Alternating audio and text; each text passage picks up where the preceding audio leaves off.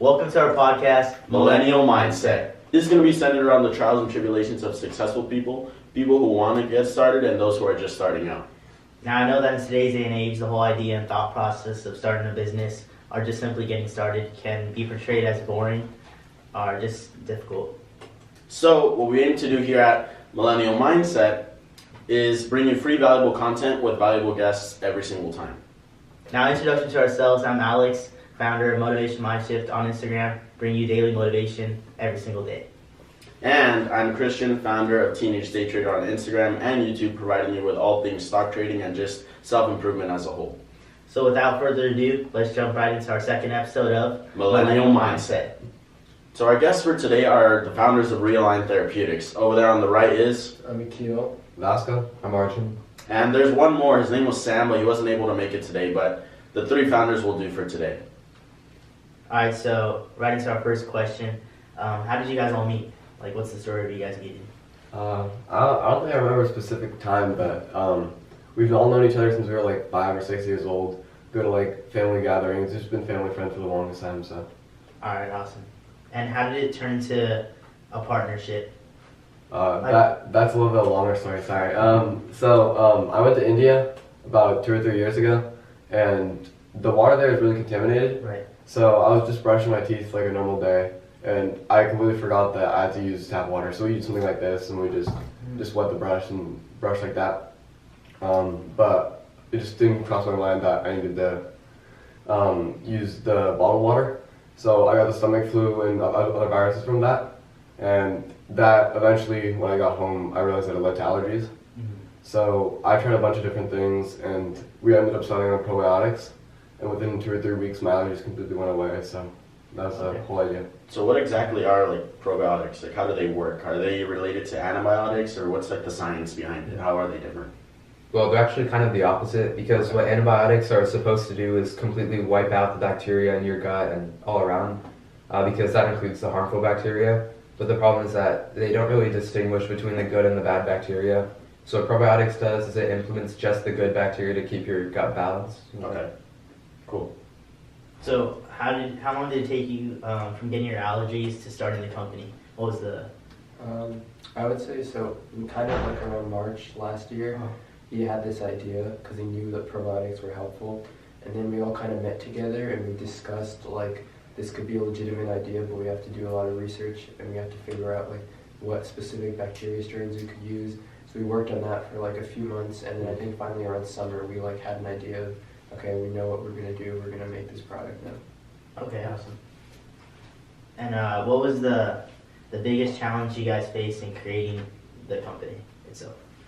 I think just like getting over the hump of getting it started, because like we lived online, like obviously we had no idea what to do, so I was just typing like literally how to start a company, and obviously that didn't give me much help, because so we just have to go through all this different stuff like filing C corps, filing we have to pay taxes, all that like stuff that we had no idea that we had to do, and then everything we had to do by ourselves, because usually you have like a marketing team, right? Maybe he would do the marketing and you do more like the analytics and business, but we had to like Photoshop all our labels. We made everything from scratch. So just getting everything started. Intensive, right? Yeah, because it wasn't like we'd have a factory make it for us. We'd have a factory like design it, but we had to research it, right? And then we had to put together the labels ourselves. So everything was all us. Also, if I'd like to add something else, I would say also we didn't realize how hard it would be to get us public, kind of. Like, we made our product, but there was like a solid month where we were just sitting there and nobody bought anything. Yeah. And like we didn't know how to get people to do it, and then it kind of became like a snowball. But just like getting off the ground to get someone to like take a risk and buy it was really hard. So then, how did you guys actually get the first like 10 customers? Like, was it marketing through Instagram, marketing through family members, through people you knew, through connections? Like, what was it? What was the first start of the snowball? Well, it was actually, we had to send a lot of emails to the Thousand Oaks Acorn. Oh, okay. And then after about a month or so, they finally got back to us and they sent a reporter to write an article. And I think we got like 20 sales just from that the first week, Nice. so it was kind of a big jump up. Yeah, Yeah, that's cool. and then the rest of that come from family and friends, and then that'll rank you higher on SEO. That'll get you higher on Amazon. So Right. it really is a snowball. And Amazon really sucks like that, because they have, I don't know how their algorithm works exactly, but if you have a sale every day, then you don't drop. But if you have a day without sales, your SEO ranker just cuts it directly in half. Eliminates everything. It's completely horrible. Yeah. To the advice part. So, for somebody who's starting out, probably people who are watching this podcast, because by the title we're thinking it'll be like how to start your first like company or something like that, right? As either like teenagers or because all of you are teenagers, right? Yeah. So what advice would you give to somebody who's looking to get started? Maybe somebody who's not necessarily looking to start a probiotics company, but just a company in general. Like, if you guys could have done something differently from the beginning, what would it have been? I would say, or for just general advice, like none of us really knew anything about probiotics before we went into this. Like we just kind of knew it existed, but it's not like we had like any knowledge or we weren't adults, obviously.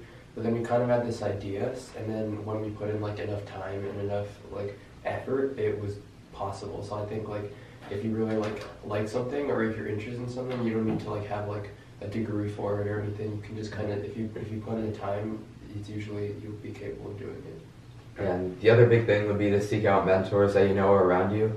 Because at the start, obviously, we were meeting with our parents regularly. And after a little while, we started to get a little more complacent doing it all on our own. But the issue was that we forgot to include this FDA disclaimer on the labels. And Bosco's dad has actually started multiple biotech companies, so he would have known that. But we had to reorder all 500 labels again, which was pretty expensive. Yeah. So then there was just one thing of not like overlooking everything, right? Just trying to go step by step so that you don't skip over the smaller things.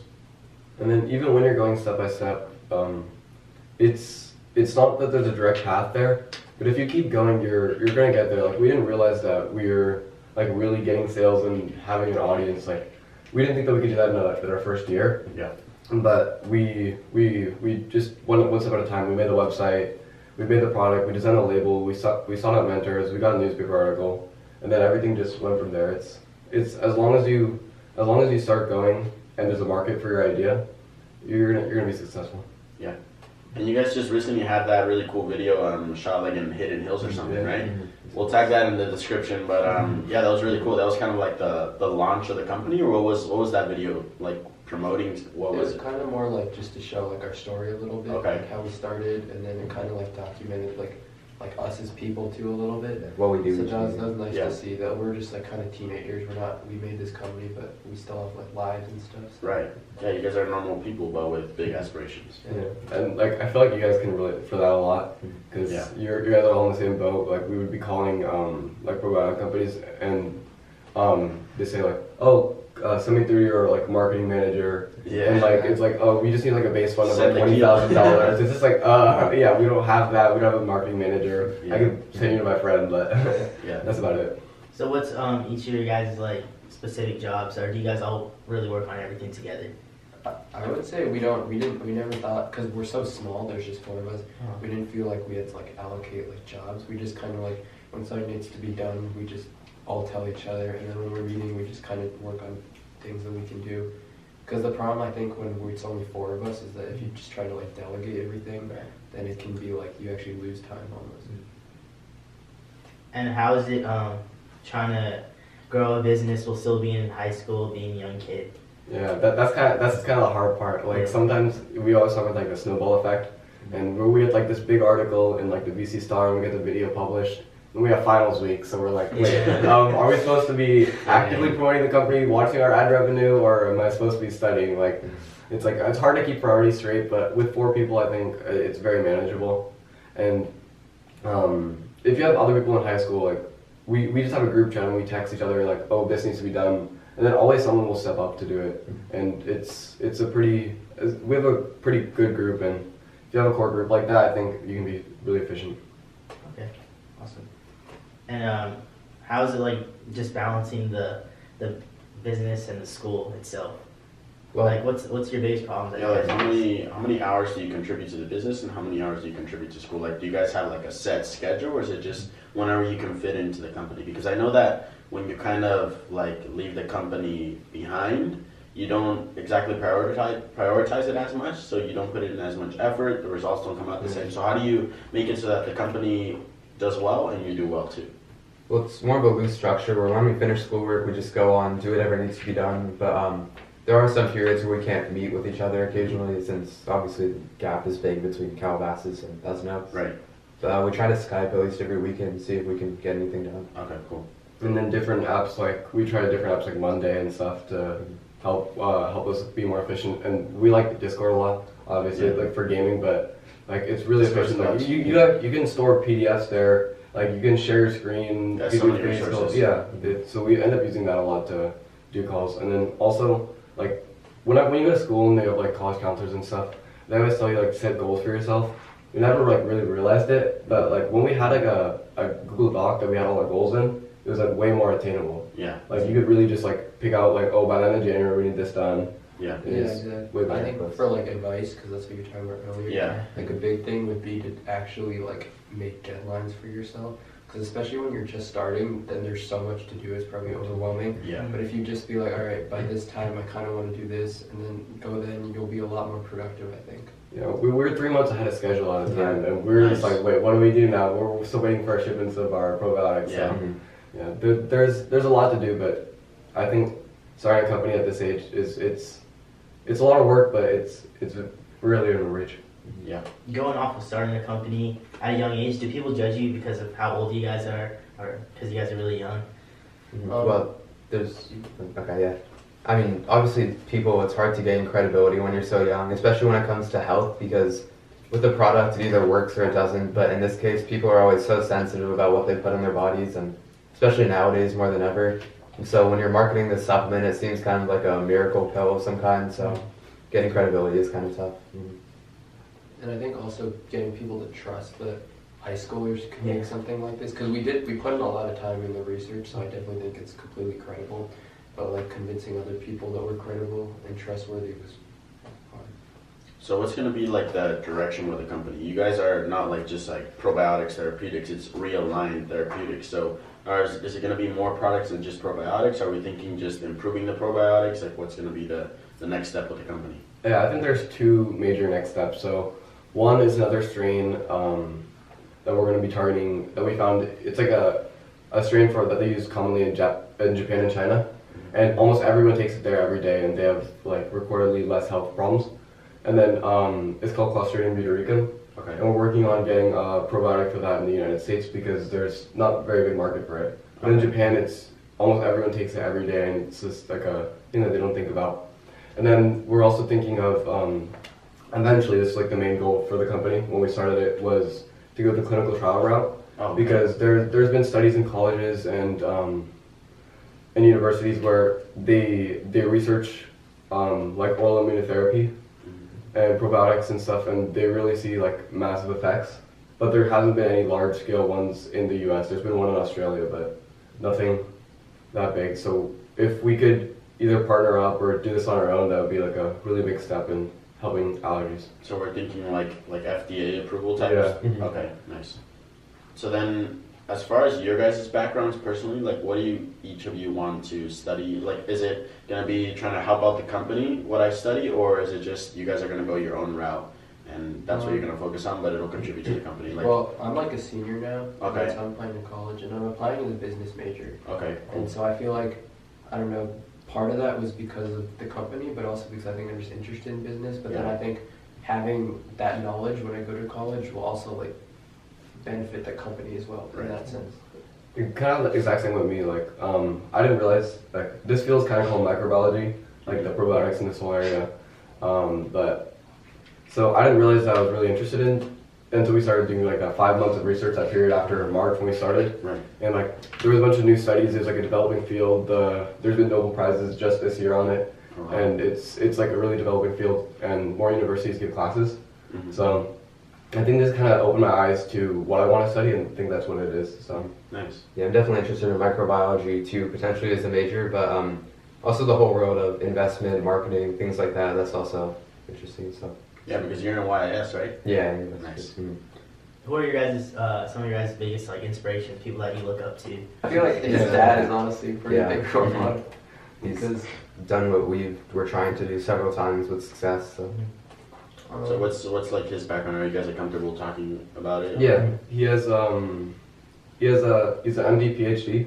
Okay. So he's a doctor. He has like a doctorate degree, but he doesn't actually work in hospitals and stuff. But he works for different companies for cancer. So like melanoma and brain cancer, and he works to start these companies, and he seeks out new drugs from universities. Okay. And he'll work to create a company based on these new ideas that he thinks are like could be revolutionary. Nice. Actually, all four of our parents have some background in biology or medicine of some So kind. that's been like really helpful. Yeah, like honestly, like inspiration wise, like we basically all have our parents because like they all like know a lot about this, so that's been helpful. And I think if like someone's starting a company and they don't, then seeking out like other mentors is important. But we were really fortunate that we could just kind of turn to our parents to help us a lot. Yeah. You don't necessarily have to like pay someone for advice. You just have it right Yeah. there. Yeah. So what are some of your guys' being a teenager? What are some of your guys' other hobbies outside of business and school? Yeah, like I have to go to a soccer game right after this. Yeah, so I play varsity soccer. Other than that, like I surf, skate, like just pretty much we're all pretty much normal teenagers, and like no one really like sees that across the paper, and then and people don't think that you could do school and manage all this at the same time. And probably if I was on my own without them, I definitely couldn't do it because I'd have to invest so much time in this. But we're all able to enjoy our normal lives with this on top of it. Nice. So going along with the advice, finding a good team is important too because it's hard to do it on your own. Yeah. I know when I was actually trying to start up a shoe company about a year ago, and it was just me by myself. And so it was like I was contributing like 3 to 4 hours a day just to doing like product research, and it was so time consuming. My grades were getting a hit because of it. So definitely having 4 of like me would have been helpful. So yeah, I see what you guys mean by that. And like so when you start seeing success, like that like really gets you going. yeah, Like the 5-month period kind of sucked for us because we're just researching for 5 months. That's the hardest time to get Exactly, zero product. And then the second you get your sale, and there are people out there that want to buy your product. If you really have a good target audience, then people are gonna buy your product. You're gonna see sales. It's not like your product's gonna sit on the shelves for years. It's people want to buy. And that's like kind of also like I think those 5 months like we were pretty being doubtful of ourselves a little because we were like who actually would want to buy this and then who would like even like because we're just teenagers, so we almost had a little self-doubt. But I think I still remember the name of the first person that bought our product. Nice. And after that, like we knew like okay, at least one person trusts us, so that that really motivated us to keep going at that. Every time we get a positive review on Amazon, it lets us know. So, Nice. So you guys have a pretty big like presence on Amazon now, right? Like it's a little bit more fluid as compared to the 5 months. Right. Yeah. So how do you guys handle like the friendship and business concept? Because some of you guys are like most successful startups, like Facebook, Twitter, stuff like that. They were started off by multiple people, right? Mark Zuckerberg and then that other guy, I think it was Edwin something. And they eventually like broke apart because of things that happened internally. So how do you guys handle that? Like, is it gonna be if one person starts acting up, like do you guys all check yourselves, or how is it? Like if that person doesn't want to follow through with the idea, it's just kind of let that person go, or what's the concept? Because you guys know each other personally, so it's a lot different too, right? I think honestly, like our friendship has probably gone stronger from this more than anything. Because like I think we're all like pretty open, which is nice. Like none of us like try to do any. We usually let each other know before we do anything, and then we all like reach a consensus. So we never have really gotten any arguments or anything because of that, which is nice. But, Nice. Yeah. With the Facebook example, that's kind of different. They met in college, right? Right. And like we have like this at least 10-year bond now. It's like kind of weird to say 10 years because like it doesn't feel that long, but like I don't think these 10 years like can help us a lot. And we don't really get into all these arguments. I think it just helps us be more productive. And like after meetings, we'll like actually just play basketball, like 2v2 on a hoop, and it's always like super chill and you don't have to worry about it. Yeah, because you guys are basically like all cousins in a sense, right? Yeah. Yeah, that's cool. So would you say the friendship comes first or the business comes first? I know that's a hard decision. Probably friendship. Friendship? Yeah. Yeah, we all trust each other's expertise enough where if there's some issue comes up, we always just like sit down and say, all right, trust you can handle it. So now the final question. I know we touched bases on it a little bit, but this is kind of like, we're going to set a goal for you guys in a sense. So like what are the future plans for ReAlign and where do you guys see yourself in 5 years? Okay. Let's do goals by like let's say a year. So by the end of this year, I don't know if you want to do a podcast again or just like put at the end like that you followed up with us. Okay, yeah. But we'll see how we do. We want to try to get a patent. Okay, nice. We'll get the new product with Clostridium butyricum and send it to you guys. And then 5-year goal, we'll at least begin the FDA approval process because that's an extremely long Pretty lengthy process, yeah. I mean, at least takes a year to get approved, and then you have to run multiple years of trial, and then the drug has to get approved again. It's most of the drugs that get like millions of dollars of funding, like 90% of them haven't gone to market yet, but they still make money on public companies because ideas. So we're thinking like venture capitalist funding is going to be the resource. Yeah, eventually. Yeah. And then also, like in the meantime, while we're working on those things, we want to like pretty obviously, but could keep growing just because like I feel like when companies they get like a lot of sales at once, like we after one of our interviews at the VC Star, we had a lot of sales, but then we kind of platformed, which I think can be harmful for a company to get complacent. So we want to just keep even our Instagram, like our presence everywhere, just going to keep growing it. So How do you guys keep that momentum going? The momentum's kind of hard, but speaking honestly, with ads, it kind of makes it easy because even if you pay money and you kind of break even on an ad, it gives you that buffer of like the SEO thinks you're still getting sales and you are still getting sales. You're moving products to the door, you're making money. Even if you don't make as much money as you would want to on that sale, that helps momentum, especially with things like Amazon. Like their algorithm's really messed up for that, so we have to spend extra money on ads just to keep momentum. Another good thing is with this product, it's something that you take monthly for 30 days. So we implemented this, we call it subscriptions, where at the end of each month we send you a new bottle. So that way if customers have success with it, we can keep them reordering and keep momentum going. That's a good idea, subscription service. And so I think that pretty much concludes the podcast. I want to thank you guys for being on here. Thank you. And if you guys want to check them out, you can find them at ReAlignRx.com, and then our Instagram is ReAlign Therapeutics. ReAlign Therapeutics. What's going on, guys? It's us from the future, and while we were editing the video, we realized the recording cut out. So we just wanted to say go ahead and check out ReAlign Therapeutics on Instagram. Also, go check out their product on Amazon and their website, ReAlignRx.com, to learn more about them. So that concludes the second episode of Millennial Mindset.